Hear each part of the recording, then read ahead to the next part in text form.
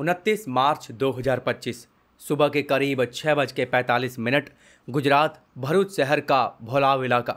हर दिन की तरह मजदूर रामनाथ रोजाना काम पर जा रहा था, लेकिन उस दिन कुछ अजीब था। गंदे नाले के पास कुछ आवारा कुत्ते भौंकते हुए नजर आ रहे थे। गंध इतनी तेज थी कि आसपास के गुजरने वाले लोग भी अब रुक कर देखने लगे। रामनाथ थोड़ा पास गया। पॉलिथीन फटी हुई थी और उसमें से झलक रहा था एक इंसानी सिर। कुछ सेकंड के लिए मानो सब माहौल शांत हो गया और फिर शोर मचा कि पुलिस को बुलाओ। सुबह 7:12 के आसपास भरूच के सी डिवीजन पुलिस स्टेशन को इसकी सूचना दी गई। मौके पर तुरंत अनिल चौधरी अपनी एक टीम के साथ वहां पहुंचे और पॉलीथीन को कब्जे में लिया गया और फॉरेंसिक टीम भी बुला ली गई। आसपास का इलाका घेराबंदी से घेर लिया गया। बट पहला सवाल यह था कि शव का बाकी हिस्सा कहाँ है। पुलिस ने पूरे भोलाव और आसपास के 5 किलोमीटर के एरिया में सफाई कर्मचारियों की मदद से सभी नालों, गटरों और खाली प्लॉट्स की जांच शुरू की। अगले 4 दिनों तक चली इस जांच के दौरान शहर से अलग अलग जगहों से 9 बॉडी पार्ट्स बरामद हुए। सिर, दोनों हाथ, दोनों पैर, धड़, एक पंजा और एक कंधे का हिस्सा।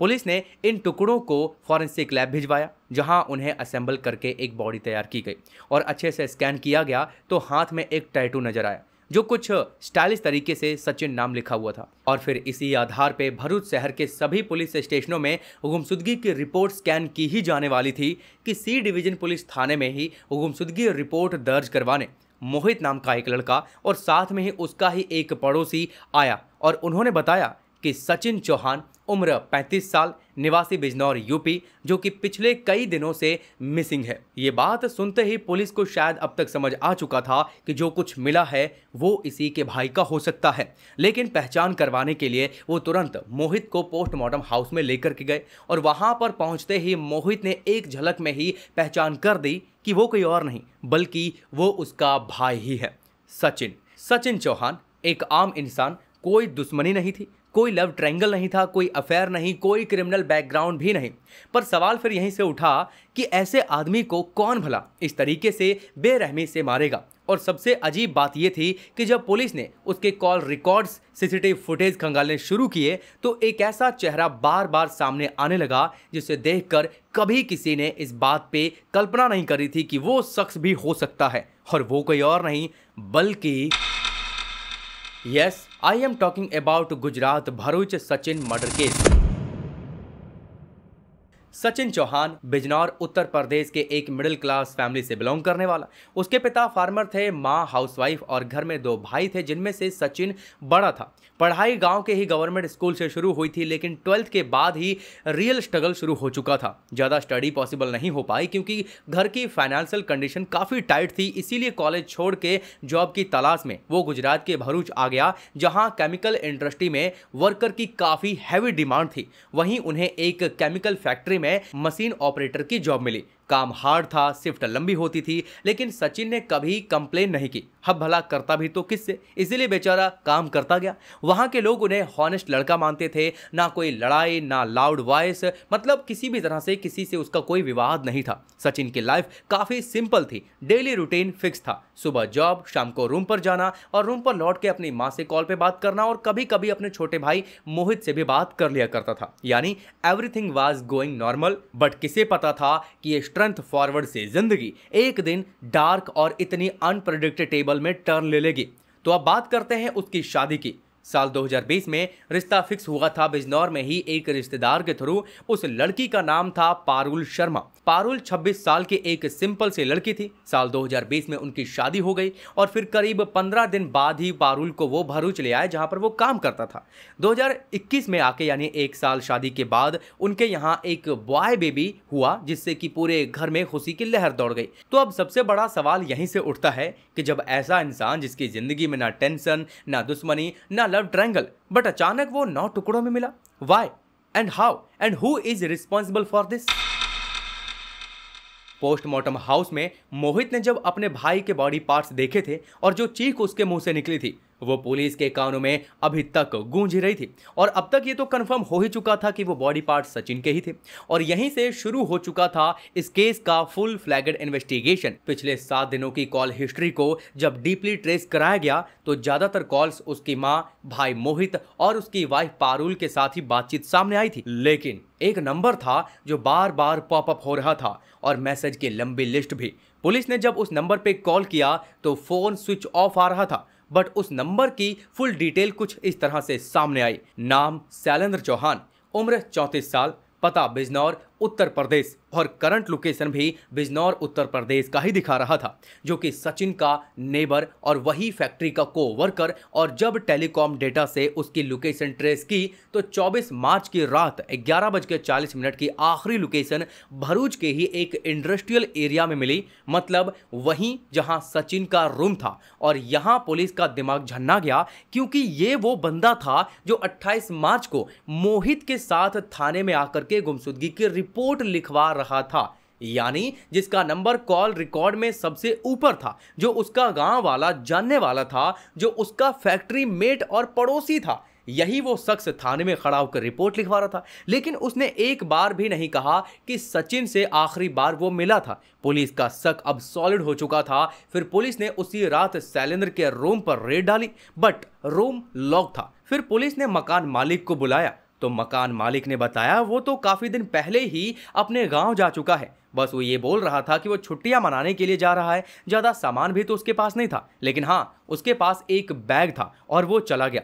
पुलिस को ये बात बड़ी अजीब लगी क्योंकि अब जरा आप खुद सोचो कि जो उसका फैक्ट्री मेट था, फैक्ट्री में साथ काम करते थे और उसी का गांव का था, और उसी का दोस्त अचानक से वो गायब हो जाए और उसका जानकारी लिए बिना, उसका पता लिए बिना वो अपने गांव कैसे छुट्टियां मनाने के लिए जा सकता है।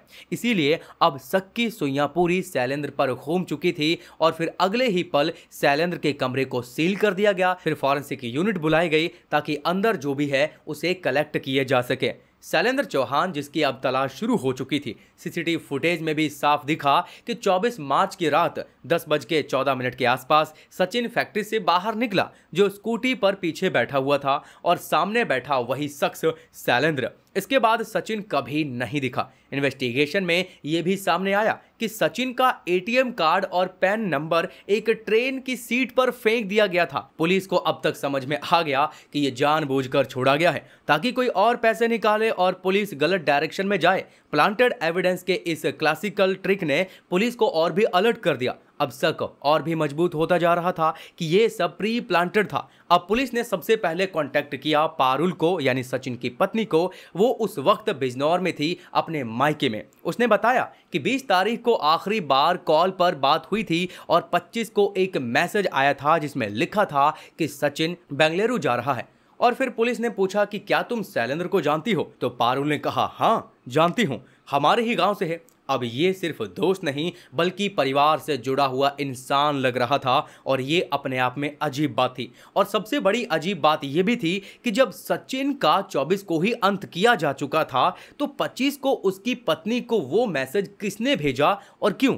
एंड फाइनली 3 अप्रैल को पुलिस ने एक ऑपरेशन चलाया जो कि उसके गांव में जाके उसके घर पे ही रेड मारी और शैलेंद्र घर के बाहर ही बैठा हुआ था। न भागा न कुछ बोला, बस आंखें झुकी हुई थी और वहीं से उसे कस्टडी में ले लिया गया और बिजनौर से गिरफ्तार करने के बाद भरूच लाया गया।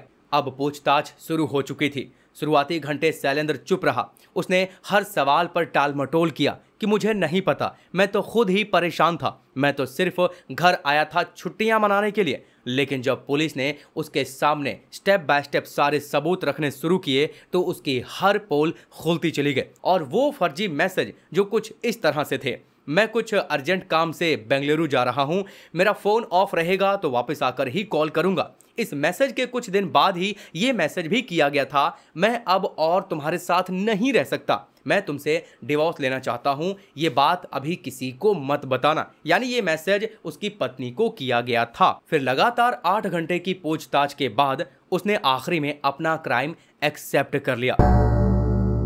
शैलेंद्र ने बताया कि पहली दरार तो तब आई जब फैक्ट्री के ब्रेक टाइम के दौरान एक दिन सचिन ने हंसते हुए एक फोटो दिखाई। वो फोटो उसकी और उसकी पत्नी के एक प्राइवेट मोमेंट की थी। शैलेंद्र को पहले लगा कि शायद सचिन के फोन में गलती से पहुंच गई होगी, लेकिन जब उसने दूसरी फोटो भी दिखाई और तीसरी भी, तो ये बात मजाक से कहीं बाहर निकल चुकी थी। सचिन ने ताना कसते हुए कहा, तेरी सैलरी तो कम जरूर है, लेकिन तेरी बीवी का टेस्ट काफी रीच लग रहा है। शैलेंद्र उस वक्त चुप रहा, लेकिन अंदर कुछ टूट चुका था, जिसके बाद ब्लैकमेलिंग शुरू हो चुकी थी। पहले तो मजाक के नाम पर, फिर खुलकर धमकियां आने लगी। पहले 2000 मांगे, फिर 5000 और कहा वरना फोटो ग्रुप में डाल दूंगा। शैलेंद्र वो डरता रहा कि अगर बीवी को पता चला तो उसके ऊपर क्या बीतेगी और बदनामी होगी, सो अलग। वो कुछ दिनों तक पैसे देता रहा, लेकिन फिर एक दिन सचिन ने हदें पार कर दी। उसने कहा, अब पैसे बहुत हो गए, एक बार तेरी बीवी से बात करनी पड़ेगी। अब यहां पर वो किस तरह की बातें करना चाहता था, आप खुद समझदार हैं। फिर क्या था, बस यहीं से शैलेंद्र की सहनशीलता खत्म हो गई। उसने खुद कहा कि वो मुझसे सिर्फ पैसे नहीं ले रहा था, बल्कि वो मुझे जीते जी मारने लगा था। अब हर दिन काम पर जाना मानो मानसिक टॉर्चर सा हो गया था। उसे लगने लगा था कि ये सब अब खत्म ऐसे नहीं होने वाला।